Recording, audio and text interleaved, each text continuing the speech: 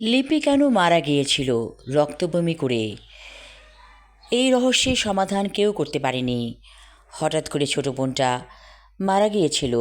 লিপি কী যেন বলতে চেয়েছিল প্রতীতিকে, কিন্তু বলতে পারেনি। মুখে আটকে গিয়েছিল কথা। তাহলে আশিক নয় তো?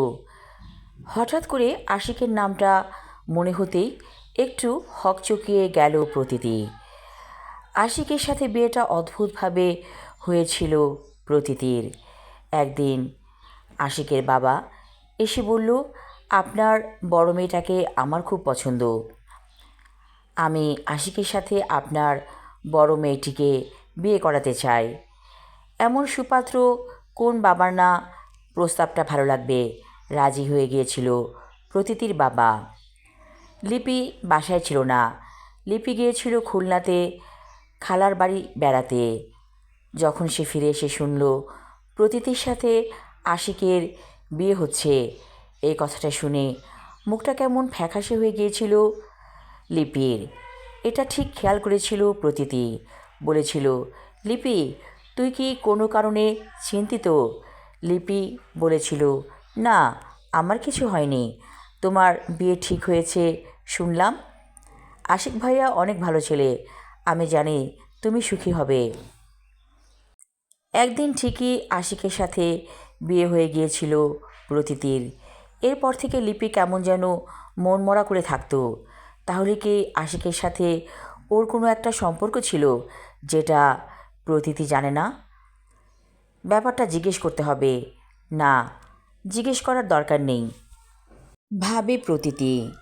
সেদিন রাতের বেলা আবারও ব্যালকনিতে বসেছিল প্রতীতি। ৭৯ নম্বর গলিটা কেমন ফাঁকা, রাতের অন্ধকারে ভুতুড়ে লাগছে। হঠাৎ প্রতীতির মনে হলো লিপির একটা ডায়েরি আছে ওর কাছে, কিন্তু কোনোদিন ডায়েরিটা পড়া হয়নি।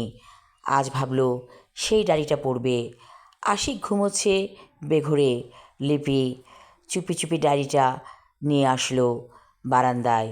তারপর সেই অল্প আলোতে পড়তে লাগলো ডায়েরি। বারান্দায় একটা লাইট আছে, সেই লাইটের আলো অনেক কম।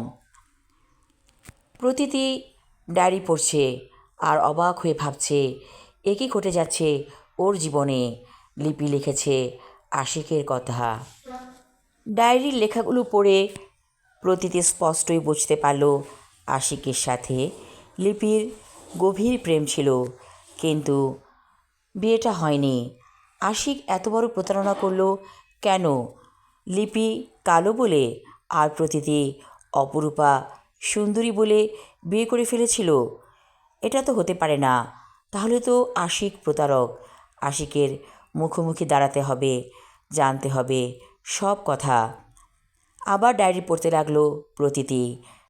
ডায়েরির শেষ পাতায় লেখাটা পড়ে একেবারে হতভম্ব হয়ে গেল প্রতীতি। সেখানে লেখা আছে, লিপি লিখেছে, আশিক আমার সাথে বেইমানি করেছে, অথচ ওর সন্তান আমার পেটে। আমি এ মুখ সমাজে কেমন করে দেখাবো? তাই আত্মহননের পথ বেছে নিলাম। প্রতীতি আর ভাবতে পারছে না, এত বছরের সাজানো সংসার, ছেলেমেয়ে নিয়ে ভরা সংসার বলা চলে, ওদের ভবিষ্যৎ আছে। এত বছর পরে আশিককে যদি এ ব্যাপারে প্রশ্ন করা হয়, হয়তো আশিক কিছুই স্বীকার করবে না। কিন্তু প্রতীতি কী করবে? সংসার ছেড়ে চলে যাবে? তাহলে সন্তানদের ভবিষ্যৎ নষ্ট হয়ে যাবে। না, মুখ বুজে সব সহ্য করতে হবে। কোনো কথাই জিজ্ঞেস করা যাবে না আশিককে। ধীরে ধীরে প্রতীতি রান্নাঘরে গেল। তারপর ডায়েরির পৃষ্ঠাগুলো ছিঁড়ে পুড়িয়ে ফেলল আগুনে। কোনো চিহ্ন রাখবে না লিপির। আশিক আর প্রতীতি সংসার করছে, ছেলেমেয়েরা একটা নিশ্চিন্ত জীবনে আছে। এত বছর পর যদি সত্য উদ্ঘাটন করতে যেয়ে সব কিছু লণ্ডভণ্ড হয়ে যায়, তাহলে সেই সত্যকে উদ্ঘাটন করার কোনো প্রয়োজন নেই।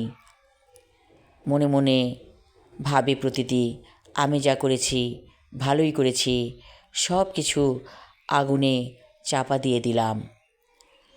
আবার 1 কাপ চা বানিয়ে প্রতীতি বারান্দায় এলো। ৭৯ নম্বর গলিটা যেন ঝলমল করছে চাঁদের আলোয়। আকাশের দিকে তাকিয়ে প্রতীতি বলল, আমার বোন লিপি, তুই আমাকে ক্ষমা করে দিস, আমি পারলাম না কিছুই করতে।